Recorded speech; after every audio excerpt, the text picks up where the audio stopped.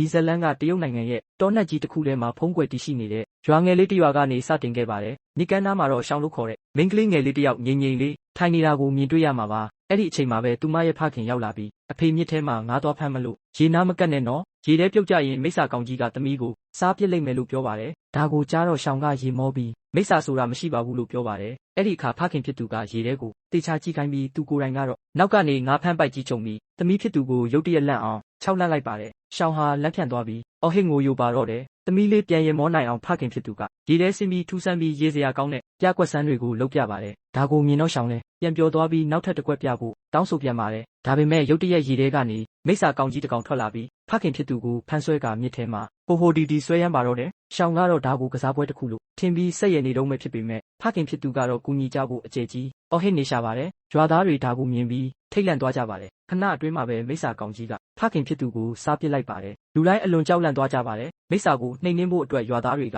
အင်းစရာတစ်ပါးကိုပင့်ဖိတ်လိုက်ပါတယ်။အဲ့ဒီအင်းစရာကမြစ်ထဲကိုဘုံတစ်လုံးပစ်ထည့်လိုက်တာကြောင့်ပောက်ကွဲမှုအကြီးကြီးဖြစ်သွားပါတယ်။အဲ့ဒီပောက်ကွဲမှုမှာမန္တာရေးငါးလိပ်ကြောက်ကြီးကြီးတစ်ကောင်တေဆုံးသွားခဲ့ပါတယ်။အဲ့ဒီနောက်မှာတော့အင်းစရာကသူ့မိစ္ဆာကိုတက်လိုက်ပြီးဖြစ်လို့ဘာမှကြောက်စရာမလိုတော့ဘူးလို့ရွာသားတွေကိုပြောပါတယ်။ရွာသားတွေကလည်းသူ့ကိုယုံကြည်ပြီးစားစရာတွေနဲ့ငွေကြေးတွေပေးကြပါတယ်။အဲ့ဒီအချိန်မှာပဲတန်းလို့ခေါ်တဲ့လူငယ်လေးတစ်ယောက်ရောက်လာပြီးရွာသားတွေမှားနေတယ်လို့ပြောပါတယ်။ဒီငါးလိပ်ကြောက်ကလူတွေကိုရမ်းမမှုတက်တဲ့အတွက်ဘသူကမှမတက်ခဲ့ကြောင်းရှင်းပြပါတယ်။ရွာသားတစ်ယောက်ကမင်းကဘသူလဲလို့မေးတဲ့အခါတန်းကကျွန်တော်ကဗုဒ္ဓဘာသာဘုန်းတော်ကြီးတစ်ပါးပါကျွန်တော်အလောက်ကမိစ္ဆာတွေကိုဖမ်းဖို့ဖြစ်ပြီးကျွန်တော်ကိုမိစ္ဆာမှုဆိုးလို့ခေါ်နိုင်ပါတယ်လို့ပြန်ဖြေပါတယ်။ဒါကိုကြားတော့ရွာသားတွေကတန်းကိုယုံကြည်လာတဲ့အတွက်အင်းစရာကစိတ်ဆိုးသွားပါတယ်။ဒါကြောင့်သူကရွာသားတွေကိုမြောက်ထိုးပင်ကိုလှုပ်ပြီးတန်းကိုလူလိန်လို့ဆွဆွဲလိုက်ပါတယ်။ရွာသားတွေဒေါသထွက်ပြီးတန်းကိုဝိုင်းရိုက်နှက်ကကျိုးတွေနဲ့တုပ်ပြီးမြစ်ပေါ်မှာဆွဲတင်ချိတ်ဆွဲထားလိုက်ကြပါတယ်။အဲ့ဒီနောက်အင်းစရာကမိစ္ဆာကြီးတည်သွားပြီးမှအားလုံးမြစ်ထဲမှာပျော်ပျော်ပါပါရေချိုးနိုင်ပါပြီလို့ထပ်မံလိန်ညာပြန်ပါတယ်။ဒါကိုကြားတော့ရွာသားတွေဝမ်းသာအားရနဲ့ရေထဲခုန်ဆင်းချိုးကြပါတယ်။ဒါပေမဲ့အဲ့ဒီအချိန်မှာပဲတန်းကအစောကမိစ္ဆာကောင်ကြီးပြန်လာတာကိုမြင်လိုက်ရပါတယ်။သူကလူတွေကိုရေထဲကနေအမြန်တက်ဖို့အော်ပြောပေမဲ့ဘယ်သူမှနားမထောင်ကြပါဘူး။ရုတ်တရက်မိစ္ဆာကြီးကတိုက်ခိုက်ပြီးမိန်းကလေးတစ်ယောက်ကိုစားပစ်လိုက်ပါတယ်။ဒါကိုမြင်မှလူတိုင်းကြောက်လန့်တကြားနဲ့ရေထဲကနေအလူရက်ပြေးတက်ကြပါတော့တယ်။ရွာသားတစ်ယောက်ကအင်းစရာကိုမင်းလိန်နေဆိုပြီးဒေါသထကြီးပြောပါတယ်။အင်းစရာကစင်ကြေပေးဖို့ကြိုးစားပေမဲ့ရုတ်တရက်မိစ္ဆာကြီးကသူ့ရှာနဲ့နောက်ထပ်အမျိုးသားတစ်ယောက်ကိုလှမ်းဖမ်းပြီးစားပစ်လိုက်ပြန်ပါတယ်။အခုတော့ရွာသားအားလုံးကြောက်လန့်တကြားထွက်ပြေးကြပါပြီ။မိခင်တစ်ယောက်ကသမီးဖြစ်သူကိုလိုက်ရှာနေပေမဲ့တခြားလူတွေကသူမကိုဘေးကင်းရာကိုဆွဲခေါ်သွားကြပါတယ်။အဲ့ဒီနောက်ရွာလူကြီးကအင်းစရာကိုဖမ်းဆွဲပြီးလိန်ညာတဲ့အတွက်ပတ်စံတွေပြန်ပေးဖို့တောင်းဆိုပါတယ်။အင်းစရာကနောက်ထပ်မိစ္ဆာတစ်ကောင်ထက်ရောက်လာတာပါလို့ထက်လိန်ပြန်ပေမဲ့အဲ့ဒီအချိန်မှာပဲမိစ္ဆာကြီးကသူ့ရှာနဲ့ရွာလူကြီးကိုဆွဲခေါ်သွားပါတော့တယ်။ဒါကိုမြင်ပြီးအင်းစရာလည်းအလွန်ထိတ်လန့်သွားပါတယ်။အဲ့ဒီနောက်တန်းကလှမ်းអော်ပါတယ်။နေတဲ့နေရာမှာပဲငြိမ်နေကြဘာအတန်မှမလုံးနဲ့ခဏလောက်တော့အရာအလုံးတိတ်ဆိတ်သွားပြီးမိစ္ဆာကြီးကရေထဲမှာဖြည်းဖြည်းချင်းရွေလျားနေပါတယ်။ဒါပေမဲ့အဲ့ဒီအချိန်မှာပဲရှောင်းရဲမိခင်ကသမီးဖြစ်သူကိုလှမ်းခေါ်လိုက်ပါတယ်။အတန်ကြားတော့ရှောင်းကအမေဖြစ်သူစီပြေးသွားပါတယ်။ရုတ်တရက်မိစ္ဆာကြီးကကောင်မလေးကိုတိုက်ခိုက်ပြီးရေထဲကိုအမြန်ဆွဲချသွားပါတယ်။အမေဖြစ်သူကသမီးကိုကယ်ဖို့ပြေးသွားပြီးရွာသားတချို့လည်းဝိုင်းကူကြပေမဲ့ကောင်မလေးကိုမကယ်နိုင်ပဲမိစ္ဆာကြီးကစားပစ်လိုက်ပါတယ်။တန်းကတော့ကျိုးတွေကိုယုံထွက်ပြီးမိမိကိုလွတ်အောင်လုပ်နိုင်ခဲ့ပါတယ်။မိခင်ဖြစ်သူဟာနာကျင်ခံခတ်မှုတွေနဲ့အတူကလဲစားချေဖို့ရေထဲကိုခုန်ဆင်းသွားပါတယ်။ရုတ်တရက်မိစ္ဆာကြီးကသူ့မရှိမှပေါ်လာပြီးသူမကငါသမီးကိုပြန်ပေးလို့ငိုယိုအော်ဟစ်ပေမဲ့ဘာမှမလုပ်နိုင်ခင်မှာပဲမိစ္ဆာကြီးကသူမကိုပါစားပစ်လိုက်ပြန်ပါတယ်။အဲ့ဒီနောက်မိစ္ဆာကြီးကတစ်သားတရားကိုသူ့အမီးနဲ့ရိုက်ချိုးလိုက်တာကြောင့်ရွာသားအများအပြားရေထဲပြုတ်ကျကုန်ပါတယ်။ကလေးငယ်လေးတစ်ယောက်ချော်လဲကျသွားပြီးတစ်ချိန်တည်းမှာပဲအင်းစရာကလည်းကျိုးပြက်နေတဲ့တရားပေါ်မှာတွဲလောင်းဆွဲမိနေပါတယ်။ကလေးလေးရေထဲပြုတ်ကျသွားပြီးမိစ္ဆာကြီးကစားတော့မဲ့အချိန်မှာတန်းကအချိန်မီရောက်လာပြီးကလေးကိုကယ်တင်လိုက်ပါတယ်။သူကရေပေါ်တန်းတစ်ခုပေါ်တက်ပြီးကလေးကိုဘေးကင်းရာစီမြောက်တင်ပေးလိုက်ပါတယ်။ဒါပေမဲ့မိစ္ဆာကြီးကတရားရဲ့ကြန့်ရှိနေတဲ့တိုင်တွေကိုထပ်မံချိုးဖျက်လိုက်တာကြောင့်တန်းပြန်ပြုတ်ကျသွားပါတယ်။မိစ္ဆာကြီးကသူ့ကိုတိုက်ခိုက်ဖို့လုပ်ပေမဲ့တန်းကအမြန်ပဲရှောင်တိန်နိုင်ခဲ့ပါတယ်။မိစ္ဆာကြီးဟာကျိုးပြက်နေတဲ့တစ်သားတရားပေါ်မှာတင်ကြံနေပြီးရေထဲပြန်ဆင်းဖို့စူးစမ်းနေပေမဲ့မဆင်းနိုင်ဖြစ်နေပါတယ်။တန်းကကလေးကိုမိခင်ဖြစ်သူစီအမြန်ပြန်ပေးလိုက်ပါတယ်။ပြီးနောက်တန်းကအင်းစရာဘက်လှည့်ပြီးဒီမိစ္ဆာကိုဖမ်းဖို့မင်းရဲ့အကူအညီလိုလိမ့်မယ်လို့ပြောပါတယ်။အဲ့ဒီလိုပြောပြီးအင်းစရာကိုဆွဲခေါ်ကတစ်သားတရားပေါ်ခုန်တက်ပြီးမိစ္ဆာကြီးကိုရေထဲကနေမတင်ပြီးကုန်းပေါ်ပြစ်တင်ဖို့ကြိုးစားပါတယ်။ဒါပေမဲ့မိစ္ဆာကြီးကအလွန်လေးလံလွန်းလာပါတယ်။သူတို့မအောင်မြင်ပဲလေထဲကိုမြောက်တက်သွားပြီးမြေပြင်ပေါ်ပြင်းပြင်းထန်ထန်ပြုတ်ကျလာပါတယ်။ဒါကိုမြင်တော့ရွာသားတချို့လည်းကူညီဖို့တရားပေါ်ခုန်တက်ကြပေမဲ့သူတို့လည်းမအောင်မြင်ကြပါဘူး။အဲ့ဒီအချိန်မှာပဲကိုလုံးကိုတဲ့အကြီးကြီးနဲ့အမျိုးသမီးတစ်ယောက်ပြေးလာပြီးသူမရဲ့ခြေလမ်းတွေကြောင့်မြေကြီးတွေပါတုန်ခါသွားပါတယ်။သူမကတရားပေါ်ခုန်ချလိုက်တဲ့ခဏမှာပဲမိစ္ဆာကြီးကအပေါ်ကိုမြောက်တက်သွားပြီးအင်းစရအပေါ်တက်ပြုတ်ကျသွားပါတော့တယ်။အဲ့ဒီနောက်မှာတော့မိစ္ဆာကြီးကရုတ်တရက်လူသားတစ်ယောက်ဖြစ်ပြောင်းလဲသွားပါတယ်။ဒါကိုမြင်ပြီးရွာသားတွေအားလုံးကသူ့ကိုတတ်ဖို့ကြိုးစားကြပေမဲ့တန်းကတားဆီးပြီး ကျွန်တော်ကိုပဲကင်တွယ်ခွင့်ပြုပါမိစ္ဆာတွေကိုစနစ်တကျဘယ်လိုဖမ်းရမလဲဆိုတာကျွန်တော်သိပါတယ်လို့ပြောပါတယ်တန်းကသူ့ပစ္စည်းတွေကိုချထားပြီးသူ့ဆရာပေးထားတဲ့ကလေးကပြာစာအုပ်ကိုထုတ်ကမိစ္ဆာကိုဖမ်းဖို့အတွက်ဖက်ရွတ်ပါတော့တယ်ဒါပေမဲ့ဒါကိုကြားတော့မိစ္ဆာကဒေါသထွက်ပြီးတန်းကိုဝိုင်းရိုက်ပါတော့တယ်အဲ့ဒီအချိန်မှာပဲကင်လို့ခေါ်တဲ့လှပတဲ့မိန်းကလေးတစ်ယောက်ရောက်လာပါတယ်သူမကမိစ္ဆာကိုပြင်းပြင်းထန်ထန်တိုက်ခိုက်ပြီးအဝတ်စတစ်ထဲထုတ်ကပတ်လိုက်တဲ့အခါမိစ္ဆာကြီးကရုတ်တရက်ရုတ်သေးရုပ်လေးတစ်ရုပ်အဖြစ်ပြောင်းလဲသွားပါတယ်အဲ့ဒီနောက်ကင်ကတန်းစီလာပြီးမင်းကလည်းမိစ္ဆာဖမ်းတာပဲလားလို့မေးပါတယ်တန်းကခေါင်းငိမ့်ပြီးဟုတ်ပါတယ်လို့ဖြေပါတယ်တန်းကသူ့ဆရာရဲ့စာအုပ်ကိုပြပြီးသူ့ဆရာကသူ့ကိုပါရမီပါတဲ့ထူးခြားသူတစ်ယောက်လို့ယုံကြည်ကြောင်းပြောပါတယ်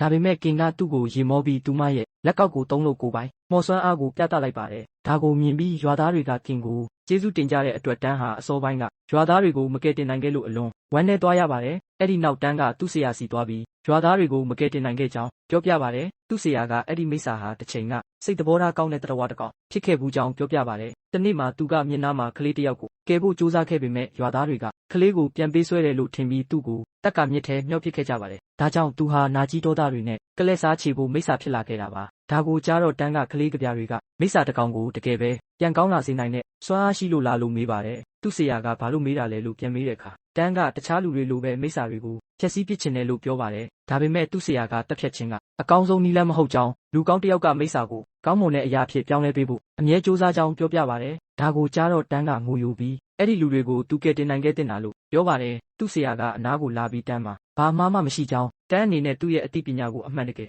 နားလည်သွားတဲ့အခါကလေးကပြားတွေကဘလောက်စွမ်းအားကြီးမှလဲဆိုတာသိလာလိမ့်မယ်လို့ပြောပြပါတယ်အဲ့ဒီနောက်တန်းထွက်ခွာသွားပါတယ်အဲ့ဒီနောက်မှာတော့ဇနီးမောင်နှံနှစ်ဦးဆိုင်တစ်ဆိုင်ထဲဝင်လာတာကိုမြင်ရပေမဲ့ဆိုင်ကလုံးဝပလာဖြစ်နေတာကြောင့်သူတို့ဇဝေဇဝါဖြစ်သွားကြပါတယ်ရုတ်တရက်စပွဲထိုးတစ်ယောက်ရောက်လာပြီးကြိုးစိုးကဆိုင်ကြောင်းရှင်းပြပါတယ်ခဏအကြာမှာအစားအစာတွေချပေးပြီးအစားအသောက်ဘလို့လဲလို့မေးတဲ့အခါသူတို့ကအရန်ကောင်းတယ်လို့ပြောပါတယ်စပွဲထိုးကဒါကိုသူတို့သခင်ချက်တာလို့ဂုံယူစွာပြောပါတယ်အဲ့ဒီနောက်ဟင်းချက်တဲ့သူကိုမြင်ရပါတယ်သူကတကယ်တော့ဝက်မိစ္ဆာတစ်ကောင်ဖြစ်ပေမဲ့အလွန်ချုံမောတဲ့ရုပ်ရည်ရှိပါတယ်အဲ့ဒီမိစ္ဆာကဇနီးမောင်နှံရှိမှကပြပြီးအမျိုးသမီးကသူ့ကိုသဘောကျကစကားပြောဖို့ကြိုးစားပေမဲ့မိစ္ဆာကညင်းပယ်ပါတယ်သူမကမရက်ပဲဆက်လုပ်နေတဲ့အခါမိစ္ဆာကဒေါသထွက်ပြီးအကျေကြီးဟိန်းဟောက်ပါတော့တယ်ဇနီးမောင်နှံနှစ်ဦးကြောက်လန့်ပြီးထွက်ပြေးဖို့ကြိုးစားပေမဲ့မိစ္ဆာကသူ့ရဲ့ခြုံထက်တဲ့လက်နက်နဲ့သူတို့နှစ်ယောက်လုံးကိုတပ်ပစ်လိုက်ပါတယ်အနှဲငယ်ကြပြီးနောက်တန်းလဲအဲ့ဒီဆိုင်ကိုပဲရောက်လာပါတယ်ဒါပေမဲ့အခုတော့ဆိုင်ကလူတွေနဲ့စီကားနေပုံပေါ်ပါတယ်အမျိုးသမီးစပွဲထိုးတစ်ယောက်ရောက်လာပြီးကြိုဆိုပါတယ်အမှန်တော့ဒီဆိုင်ကလူတွေကိုတတ်ဖို့လှုပ်ထားတဲ့ထောင်ချောက်တစ်ခုဖြစ်ပေမဲ့တန်းကအရှိကိုအရှိတိုင်းရှင်းရှင်းလင်းလင်းမြင်နိုင်ပါတယ်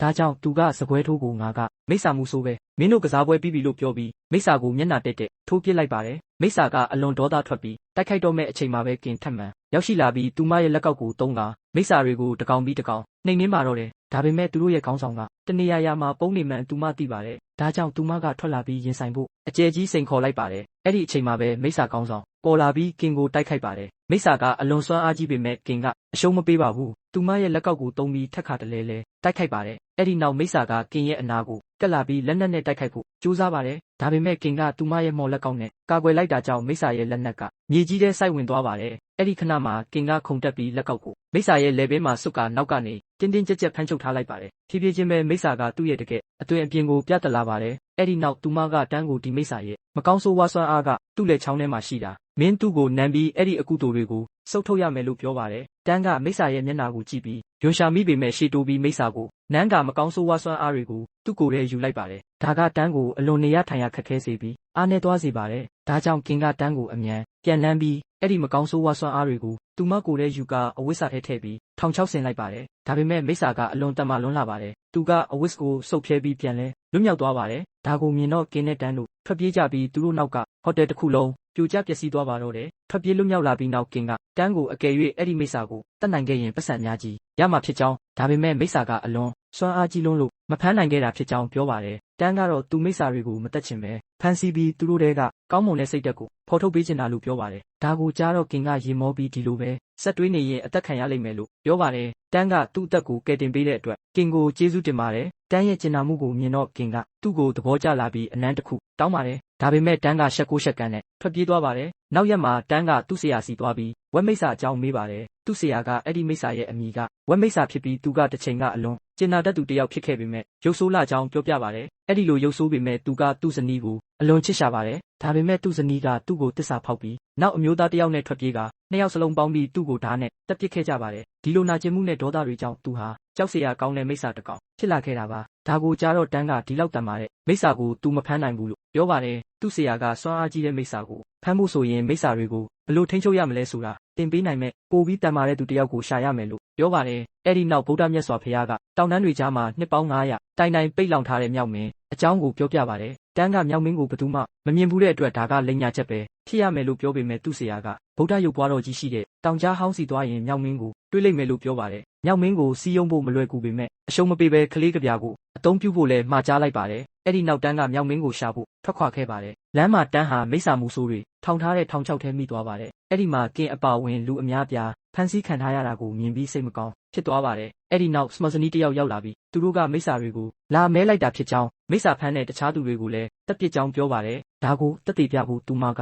မိစ္ဆာမှုဆိုးတယောက်ကိုတပ်ပစ်လိုက်ပါတယ်ပြီးနောက်တန်းကိုတပ်ဖို့ရှေ့တိုးလာပါတယ်အဲ့ဒီအချိန်မှာပဲကင်ကရှေ့ထွက်လာပြီးတန်းကကျမရဲ့လင်းယောက်ျားပါကျမတို့ရန်ဖြစ်ထားလို့သူကကျမကိုအိမ်ပြန်ခေါ်ဖို့လာတာပါလို့ပြောပါတယ်ဒါကိုကြားတော့အမျိုးသားတယောက်ကအကယ်၍လင်မယားအစ်စ်ဆိုရင်ဖက်ပြခိုင်းပါတယ်တန်းကပထမတော့ညှင်းဆန်ပေမဲ့သူတို့ကလေဘင်းကိုဓာတ်နဲ့ထောက်လိုက်တဲ့အတွက်ရွေးချယ်စရာမရှိပဲဖက်ဖို့သဘောတူလိုက်ရပါတယ်ဒါပေမဲ့မကြခင်မှာပဲတန်းကဒါဟာလက်ကွက်တစ်ခုဆိုတာနားလည်သွားပါတယ်အမှန်တော့သူတို့အားလုံးကတက်ညီလက်ညီလှုပ်ဆောင်နေကြတာဖြစ်ပြီးကင်ကသူတို့ရဲ့ခေါင်းဆောင်ဖြစ်ပါတယ်ဒါကိုသိသွားတဲ့အခါကင်ကသူမရဲ့အဖွဲ့သားတွေကိုလုံလုံကဲကဲလုပ်တဲ့အတွက်ဒေါသထွက်ပါတယ်ပြီးနောက်သူမကတန်းကိုစီးယုံဖို့တခြားနည်းလမ်းမရှိလို့ပါလို့ပြောပြီးသူမတကယ်သဘောကျကြောင်းဝန်ခံပါတယ်ဒါပေမဲ့တန်းကသူကရိုးရှင်းတဲ့မိစ္ဆာမှုဆိုးတယောက်သာဖြစ်ပြီးအောင်မြင်ရမယ့်ရည်မှန်းချက်ရှိကြောင်းသူမကိုမချစ်နိုင်တဲ့အတွက်သူ့ကိုမချေပစ်ဖို့ပြောပြီးထွက်ခွာဖို့ပြင်ပါတယ်ဒါပေမဲ့ကင်ရဲ့အဖွဲ့သားတွေကတန်းကိုဖမ်းပြီးလှောင်အိမ်ထဲပိတ်ထားလိုက်ပါတယ်ကင်ကတော့တန်းကသူမကိုဘာလို့မချစ်တာလဲဆိုတာနားမလည်နိုင်ပဲစိတ်ရှုပ်ထွေးနေပါတယ်သူမရဲ့တငယ်ချင်းတယောက်ကစက်ကူအယုတ်ကိုတုံးပြီးကူညီနိုင်တယ်လို့ပြောပါတယ်အဲ့ဒီစက်ကူယုတ်ကကင်ရဲ့အပြုတ်မှုတွေကိုထိန်းချုပ်နိုင်တယ်လို့ရှင်းပြပါတယ်အဲ့ဒီနောက်ကင်ကတန်းစီပြန်သွားပေမဲ့အပြင်မှာတော့သူမရဲ့အဖွဲ့သားတွေရန်ဖြစ်နေကြပါတယ်စက်ကူယုတ်ကြောင့်ကင်ကမိမိကိုမထိန်းချုပ်နိုင်တော့ပဲအပြင်ကကောင်မလေးရဲ့အပြုတ်မှုအတိုင်းလိုက်လုပ်ပြီးတန်းကိုပါတိုက်ခိုက်မိပါတယ်ဒါပေမဲ့စက်ကူယုတ်ကသူမရဲ့ကြောပေါ်ကနေပြုတ်ကျသွားတဲ့အခါသူမပုံမှန်အတိုင်းပြန်ဖြစ်သွားပါတယ်ပြီးနောက်သူမကတန်းကိုကြည့်ပြီးအစောကဖြစ်ပျက်သွားတာတွေအတွက်စိတ်မကောင်းဖြစ်ကနောင်တရသွားပါတယ်ကင်ကစိတ်မကောင်းစွာနဲ့လက်ထွက်သွားပါတယ်ဒါပေမဲ့တစ်ချိန်တည်းမှာပဲစက်ကူယုတ်ကတန်းရဲ့ကြောမှာတွားကပ်မိသွားပါတယ်ဒါကြောင့်တန်းကလည်းအပြင်ကကောင်မလေးရဲ့အပြုတ်မှုအတိုင်းကင်ရဲ့အဖွဲ့သားအမျိုးသားတွေကိုတွားပြီးကက်ချွဲပါတော့တယ်ဒါကိုမြင်တော့ကင်ရဲ့လူတွေကတန်းကိုပြင်းပြင်းထန်ထန်ဝိုင်းရိုက်ကြပါတယ်တန်းကထွက်ပြေးဖို့ကြိုးစားပေမဲ့အဲ့ဒီအချိန်မှာပဲကင်ကသူမရဲ့ထောင်ချောက်ထဲမှာမိစ္ဆာတကောင်မိနေပြီဖြစ်လို့အားလုံးကိုငြိမ်ငြိမ်နေဖို့လမ်းပြောပါတယ်သူတို့အားလုံးကြိုးတွေကိုဝိုင်းဆွဲပြီးမိစ္ဆာကိုအနားရောက်အောင်လုပ်ပေမဲ့မိစ္ဆာကအလွန်တမလွန်းလာပါတယ်ကျိုးပြက်သွားပြီးလူတိုင်းလဲကျကုန်ပါတယ်အဲ့ဒီနောက်မှာတော့သူတို့မိထားတဲ့မိစ္ဆာကတခြားသူမဟုတ်ပဲဝက်မိစ္ဆာဖြစ်နေပြီးသူကအလွန်ဒေါသထွက်နေတာကိုသိလိုက်ရပါတယ်သူကချက်ချင်းပဲသူတို့ထံတိုက်ခိုက်ပါတော့တယ်လူတိုင်းမြန်ပဲသူတို့ရဲ့ကားပေါ်တက်ပြီးထွက်ပြေးကြပေမဲ့ကင်ကထူးဆန်းတာတစ်ခုသတိပြုမိသွားပါတယ်ဝက်မိစ္ဆာကသူတို့နောက်မှာမရှိပဲသူတို့ရှေ့ကိုရောက်နေနေတာပါတန်းကိုကယ်တင်ဖို့အတွက်ကင်ကတန်းကိုကားပေါ်ကနေတွန်းချလိုက်ပြီးမိစ္ဆာစီကိုကားနဲ့တက်တိုက်လိုက်ပါတယ်ဒါပေမဲ့မိစ္ဆာကအလွန်တမန်လှပါတယ်သူကကားကိုလုံးဝဖျက်ဆီးပစ်လိုက်တာကြောင့်လူတိုင်းနေရာအနှံ့လွင့်စင်သွားကြပါတယ်ဒါကိုမြင်တော့တန်းကကင်စီအမြန်ပြေးသွားပါတယ်သူကကင်သေးသွားပြီးအထင်နဲ့ငိုယူပြီးသူ့ကိုထားမသွားဖို့ပြောပါတယ်ဒါပေမဲ့ရုတ်တရက်ကင်ပြန်ထလာပါတယ်တန်းအံ့ဩသွားပြီးအခုတော့တန်းမှလည်းသူမအပေါ်ခံစားချက်တွေရှိနေတာရှင်းလင်းသွားပါပြီသူတို့နှစ်ယောက်ဖတ်ထားကြစင်မှာပဲမိစ္ဆာကသူတို့စီပြန်ဦးတည်လာပါတယ်အဲ့ဒီအချိန်မှာပဲကြားစာမူတိုင်းတယောက်ပေါ်လာပြီးဝက်မိစ္ဆာကိုတိုက်ခိုက်ပါတယ်တိုက်ပွဲကအလွန်ပြင်းထန်ပေမဲ့စာမူတိုင်းကဝက်မိစ္ဆာကိုအလွယ်တကူအနိုင်ယူလိုက်ပါတယ်မိစ္ဆာကထွက်ပြေးဖို့ကြိုးစားပါတယ်စာမူတိုင်းကလိုက်ဖမ်းဖို့လုပ်ပေမဲ့ရုတ်တရက်နောက်ထပ်တိုက်ခိုက်ရေးသမားတယောက်ပေါ်လာပြီးသူ့ကိုတိုက်ခိုက်ပါတယ်ဒီတိုက်ခိုက်ရေးသမားကသူ့ရဲ့ခြေထောက်ဆွမ်းအားကြောင့်လူသိများသူပါသူတို့တိုက်ပွဲစတင်ပေမဲ့ရုတ်တရက်နှစ်ယောက်လုံးရက်သွားကြပါတယ်ဘာလို့လဲဆိုတော့သူတို့ကြားထဲကိုဓာတ်တစင်းပြန်တန်းဝင်ရောက်လာလို့ပါသူတို့ကြည့်လိုက်တဲ့အခါဓာတ်ကိုပြစ်လိုက်သူကအရေးပါတော့မင်းသားဖြစ်ပြီးသူကအလွန်လင်မြန်ပြီးကျွမ်းကျင်တဲ့ဓာတ်သမားတစ်ယောက်ဖြစ်ပါတယ်အခုတော့သူတို့၃ယောက်လုံးဝက်မိစ္ဆာကိုဖမ်းကျင်နေကြပေမဲ့အတူတူမဟုတ်ပါဘူးတယောက်ချင်းစီပဲဖမ်းကျင်ကြတာပါဘာလို့လဲဆိုတော့မိစ္ဆာကိုဖမ်းနိုင်တဲ့သူကအကြီးကျယ်ဆုံးမူဆိုးအဖြစ်လူသိများမှာမို့လို့ပါသူတို့အငင်းပွားနေကြစဉ်တန်းကဝင်ပါပြီးသူတို့၃ယောက်လုံးတမာတဲ့အတွက်အတူတူပူပေါင်းလှုပ်ဆောင်တင်ကြောင်းပြောပါတယ်လပြညမှာဝက်မိစ္ဆာကပို့ပြီးတမာလာလိမ့်မယ်လို့လည်းသတိပေးပါတယ်ဒါပေမဲ့သူတို့ကနားမထောင်ပဲတန်းကိုရေမောလောင်ပြောင်ပြီးတောင်းစားသူလို့ခေါ်ကြပါတယ်အဲ့ဒီနောက်တန်းကတယောက်တည်းခီးဆက်ပါတယ်ကင်ကအတူတူလိုက်မယ်လို့ပြောပေမဲ့တန်းကဒေါသထွက်ပြီးသူမကြောင့်သူ့ရဲ့ဒီမှန်းချက်ကိုမရောက်နိုင်တာလို့ပြောပါတယ်သူမကိုမချစ်နိုင်ကြောင်းနဲ့သူ့ရဲ့ကလေးကပြားစာအုပ်ကိုပြန်ပေးဖို့ပြောပါတယ်ဒေါသအလျောက်ကင်ကစာအုပ်ကိုထုတ်ပြီးစုတ်ခဲကတန်းကိုပြစ်ပေါက်ပြီးသူမတာမရှိရင်ဟိုတယ်မှာတင်တေနေလောက်ပြီလို့ပြောပါတယ် သူမရဲ့စကားတွေကြောင့်စိတ်ထိခိုက်ပြီးတန်းထွက်ခွာသွားပါတယ်ကင်လဲသူမရဲ့အဖွဲ့သားတွေကိုထားခဲ့ပြီးသူမဘာသာထွက်သွားပါတယ်တန်းကမြောက်မင်းကိုရှာဖို့ခီးဆက်ပါတယ်ရက်ပေါင်းများစွာကြာပြီးနောက်တောင်ပေါ်ကဗုဒ္ဓကျောင်းတော်တစ်ခုကိုရောက်ပေမဲ့ဘယ်ဗုဒ္ဓရုပ်ပွားတော်ကိုမှမမြင်ရပါဘူးအဲ့ဒီနောက်သူကအနာကရေနဲ့မျက်နှာတစ်ပါတယ်အဲ့ဒီအချိန်မှာပဲရေပြင်ပေါ်မှာရေးထားတဲ့စာသားတစ်ခုကိုသတိပြုမိပါတယ်မှန်ထဲမှာဝတ်ထားတဲ့ပုံရိပ်ကိုအတိအမှတ်ပြုပါလို့ရေးထားတာပါဒါကိုဖတ်ပြီးနောက်သူကအာယုံစိုက်ကြည့်လိုက်တဲ့အခါဗုဒ္ဓရုပ်ပွားတော်ကြီးကရေထဲမှာပြောင်းပြန်ပေါ်နေတာကိုသတိပြုမိသွားပါတယ်ဒါကိုနားလည်သွားပြီးနောက်သူကတောင်တန်းတွေကိုဖျက်ကျော်ပြီးရုပ်ပွားတော်ကြီးရှိရာနေရာကိုရောက်သွားပါတယ်အဲ့ဒီမှာပန်းပွင့်တွေအောက်ကကွယ်နေတဲ့လမ်းကြောင်းတစ်ခုကိုတွေ့ပြီးအတွင်းထဲဝင်သွားပါတယ်အတွင်းထဲမှာတော့ထူးဆန်းတဲ့လူတစ်ယောက်ကသူ့စီပြေးလာပြီးထူးဆန်းစွာပြုမှုပါတယ်တန်းကလန့်သွားပြီးမြောက်မင်းကိုရှာဖို့လာတာလို့ပြောပါတယ်အဲ့ဒီလူကပြုံးပြီးသူကိုယ်တိုင်ကမြောက်မင်းဖြစ်ကြောင်းပြောပါတယ်သူကတန်းကိုတွေ့ရလို့ဝမ်းသာပုံရပြီးသူ့ရဲ့စက်ကြောင်းကိုပြောပြပါတယ်လွန်ခဲ့တဲ့နှစ်900ကသူကမိုက်မဲပြီးအလွန်ဆိုးသွမ်းခဲ့ကြောင်းဗုဒ္ဓမြတ်စွာဘုရားရဲ့စကားကိုနားမထောင်ခဲ့လို့ဘုရားကသူ့ကိုဒီမှာပိတ်လောင်ထားခဲ့တာဖြစ်ကြောင်းပြောပါတယ်သူဒီမှာနေခဲ့ရတာနှစ်900ရှိပြီဖြစ်ပြီးအခုတော့သူ့အမောက်ကိုသိမြင်လို့လူကောင်းတစ်ယောက်အဖြစ်ပြောင်းလဲသွားပြီလို့ပြောပါတယ်အဲ့ဒီနောက်တန်းကဝက်မိတ်ဆာကိုလူကောင်းတစ်ယောက်ဖြစ်ဘလို့ပြောင်းလဲရမလဲဆိုတာလာတင်တာလို့ပြောပါတယ်မြောက်မင်းကအဲ့ဒီမိတ်ဆာကိုထိန်းချုပ်ဖို့နီလန်တစ်ခုပဲရှိတယ်လို့ပြောပြီးဗုဒ္ဓရဲ့တစိတ်ခတ်နှိပ်ချက်ကိုပြကဒါနဲ့ဆိုတန်းအနေနဲ့ဝက်မိတ်ဆာတွေကကောင်းမွန်တဲ့စိတ်ကိုဖော်ထုတ်နိုင်မယ်လို့ပြောပါတယ်ဒါပေမဲ့တန်းကဒီတစိတ်ခတ်နှိပ်ချက်ကြောင့်ပဲမြောက်မင်းပိတ်လောင်ခံထားရတာကိုနားလည်တဲ့အတွက်အတုံးမပြုဖို့ညှဉ်းဆန်ပါတယ်ဒါကိုကြားတော့မြောက်မင်းကအလွန်ဒေါသထွက်သွားပါတယ်သူကတန်းကိုလက်ဆောင်ပေးချင်တာကိုတန်းကညှင်းပယ်ခဲ့လို့ပါအဲ့ဒီနောက်သူကိုယ်တိုင်တစိတ်ကိုဖယ်ရှားဖို့ကြိုးစားပေမဲ့ပြင်းထန်တဲ့လျှက်စစ်ရှော့ဖြစ်သွားပါတယ်သူလွတ်မြောက်ဖို့ထက်ခါတလဲလဲကြိုးစားပေမဲ့ဘာပဲလုပ်လို့မလွတ်မြောက်နိုင်ပါဘူးမြောက်မင်းဟာအဲ့ဒီနေရာမှာအလွန်ခံစားနေရပါတယ်နာကျင်မှုတွေနဲ့အတူသူကအပေါ်ကိုမော့ကြည့်ပြီးကျွန်ုပ်ဒီမှာနေခဲ့တာနှစ်900ရှိပြီအခုပြောင်းလဲသွားပါပြီကျွန်ုပ်ကိုလွတ်ပေးပါလို့ဖះရှင်ထံလျှောက်ထားပါတယ်အဲ့ဒီအချိန်မှာတန်းကတည်ငြိမ်စွာနဲ့မင်းဗုဒ္ဓကိုဘယ်တော့မှမယုံကြည်ခဲ့ဘူးကောင်းမှုတွေလည်းဘယ်တော့မှမလုပ်ခဲ့ဘူးအကယ်၍မင်းကောင်းမှုတွေလုပ်ခဲ့ရင်အခုချိန်မှာလွတ်မြောက်နေလောက်ပြီဒါကြောင့်မင်းငါကိုဝက်မိတ်ဆာဖမ်းဖို့ကူညီတင်တယ်ဘာလို့လဲဆိုတော့အဲ့ဒီမိတ်ဆာကအပြစ်မဲ့ပြည်သူအများကြီးကိုတတ်ခဲ့လို့ပဲလို့ပြောပါတယ်ဒါကိုကြားတော့မြောက်မင်းသဘောတူလိုက်ပါတယ်သူကတန်းကိုဝက်မိတ်ဆာကိုတနေ့နေ့နဲ့လှည့်စားပြီးဒီကိုခေါ်လာရမယ်လို့ပြောပါတယ်ဝက်မိတ်ဆာကသူ့ဇနီးကတစ္ဆာဖောက်ခဲ့ပေမဲ့သူမကိုချစ်နေလုံးပဲဖြစ်လို့သူ့ဇနီးပြန်လာပြီလို့ထင်ရင်ဧကံမှုချရောက်လာမှာဖြစ်ကြောင်းဒါကြောင့်အမျိုးသမီးတစ်ယောက်ရဲ့အကူအညီလိုလိမ့်မယ်လို့ပြောပါတယ်အဲ့ဒီအချိန်မှာပဲကင်ရောက်လာပါတယ်ဘာလို့လဲဆိုတော့သူမကတန်းနောက်ကိုလိုက်လာခဲ့လို့ပါအဲ့ဒီနောက်ကင်ကဝက်မိတ်ဆာကိုဆွဲဆောင်ဖို့အတွက်စတင်ကပြပါတော့တယ်မကြခင်မှာပဲဝက်မိတ်ဆာပေါ်လာပြီးတန်းကိုတိုက်ခိုက်ပေမဲ့ကင်ကသူ့ကိုအမြန်ကယ်တင်လိုက်ပါတယ်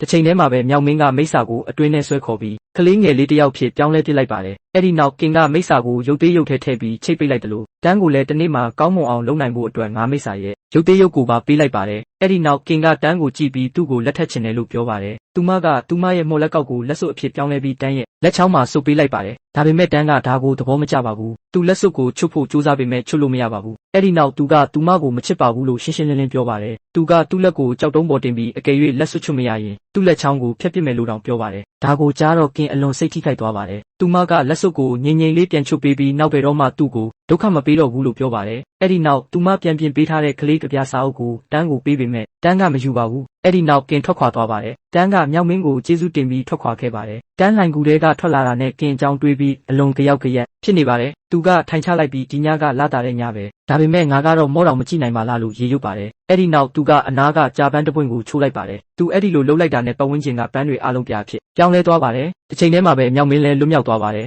်ဘာလို့လဲဆိုတော့အဲ့ဒီပန်းတွေကသူ့ကိုပိတ်လောင်ထားတဲ့တကယ်အရာတွေဖြစ်လို့ပါအခုတော့လွတ်မြောက်သွားတဲ့မြောက်မင်းကတန်းကိုဝိုင်းရိုက်ပြီးသူနောက်ဆုံးတော့လွတ်ပြီလို့ပြောပါတယ်တန်းကတော့အလွန်မင်းဝမ်းမသာဖို့နဲ့ဗုဒ္ဓမြတ်စွာဘုရားရှိနေသေးကြောင်းပြန်ပြောပြီးရှိခိုးဆူတောင်းပါတယ်ဒါကမြောက်မင်းကိုအလွန်ဒေါသထွက်စေပြီးတန်းရဲ့စပင်တွေကိုဆွဲနှုတ်ပစ်ပါတယ်တန်းအလွန်နာကျင်ရပေမဲ့မျောလင်းချက်မပြတ်ပဲဗုဒ္ဓကိုဆက်လက်ယုံကြည်နေတော့မှအဲ့ဒီအချိန်မှာပဲစာမူရိုင်းတိုက်ခိုက်ရေးသမားတွေရောက်လာပြီးမြောက်မင်းကိုလှောင်ပြောင်ကြပါတယ်ကြားစာမူရိုင်းကအရင်တိုက်ခိုက်ပေမဲ့မြောက်မင်းကအလွယ်တကူအနိုင်ယူလိုက်ပါတယ်အဲ့ဒီနောက်ခြေထောက်ဆွမ်းအားကြီးတဲ့ဒုတိယမြောက်တိုက်ခိုက်ရေးသမားကမြောက်မင်းကိုနင်းချေပစ်မယ်လို့ပြောပါတယ်သူကသူ့ခြေထောက်ကိုမော်ပညာနဲ့အကြီးကြီးလုပ်ပြီးတိုက်ခိုက်ပေမဲ့မြောက်မင်းကအလွန်ဆွမ်းအားကြီးလွန်းလာပါတယ်သူကခြေထောက်ကိုဖောက်ထွက်ပြီးသူ့ကိုအရေးပါသောမင်းသားစီကန်ထုတ်ပစ်လိုက်ပါတယ်အခုတော့အရေးပါသောမင်းသားကသူ့ရဲ့ဓာတ်တွေနဲ့တိုက်ခိုက်ပေမဲ့ဘယ်ဓာတ်ကမှမြောက်မင်းကိုမနာကျင်စေနိုင်ပါဘူးအဲ့ဒီနောက်သူကဓာတ်အားလုံးကိုဓာတ်ကြီးတစ်စင်းအဖြစ်ပေါင်းစည်းပြီးထပ်မံတိုက်ခိုက်ပါတယ်ဒါပေမဲ့မြောက်မင်းကသူ့ရဲ့တုတ်ကောက်နဲ့ကာကွယ်ပြီးဓာတ်ကိုအပိုင်းပိုင်းချိုးပစ်လိုက်ပါတယ်မင်းသားအရှုံးပေးလိုက်ရပါတယ်အဲ့ဒီနောက်မြောက်မင်းကအကျယ်ကြီးဟိန်းဟောက်ပြီးပတ်ဝန်းကျင်ကလူတိုင်းကိုမိရှို့ပစ်လိုက်ပါတယ်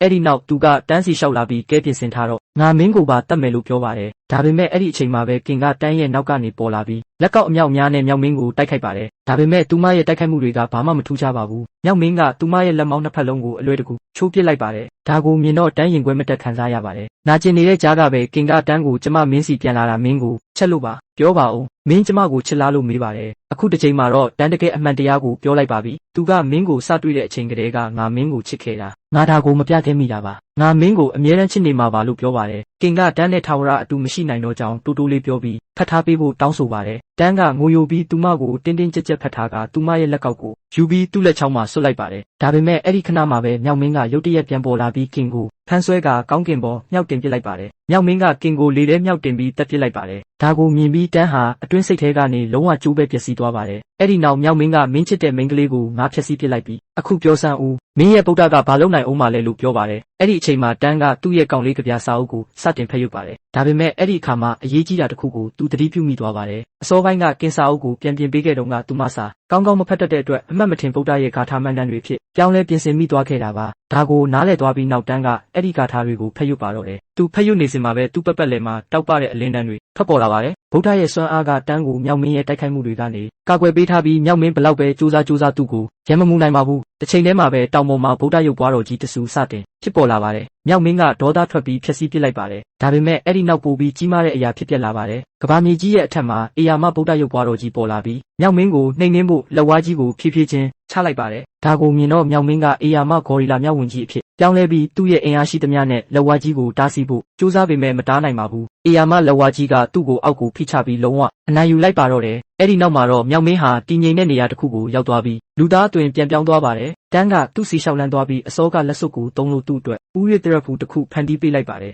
အခုတော့မြောက်မင်းဟာတန်းရဲ့ဂါထာမန်တန်တွေကြောင့်ပြောင်းလဲပြီးပိုကောင်းတဲ့သူဖြစ်သွားပါပြီအဲ့ဒီနောက်တန်းရဲ့ဆရာပေါ်လာပြီးမင်းနောက်ဆုံးတော့ဘဝရဲ့တကယ်ရည်ရွယ်ချက်အစ်စ်ကိုနားလည်သွားပြီပဲလို့ပြောပါတယ်တန်းကလောကကြီးကဆင်းရဲဒုက္ခတွေနဲ့ပြည့်နေနေတာမို့ကျွန်တော်တုတ်တော့22ဆောင်ကိုတွားရောက်လေ့လာချင်ပါတယ်လို့ပြန်ဖြေပါတယ်သူ့ဆရာကအဲ့ဒီကျမ်းစာတွေကိုလေ့လာဖို့အိန္ဒိယနိုင်ငံကိုတွားရမှာဖြစ်ပြီးခရီးစဉ်ကအလွန်အန္တရာယ်များကြောင်းပြောပြပါတယ်ဒါပေမဲ့သူတယောက်တည်းဖြစ်မှာမဟုတ်ပါဘူးမိစ္ဆာ၃ကောင်ကဒီခရီးစဉ်မှာသူ့ကိုကူညီပေးပါလိမ့်မယ်အဆုံးသတ်မှာတော့တန်းနဲ့မိစ္ဆာ၃ကောင်တို့အတူတူအိန္ဒိယနိုင်ငံစီခရီးစတင်ကြတာကိုမြင်တွေ့ရပြီးဇလန်းကဒီမှာတင်ပြီးဆုံးသွားပါတယ်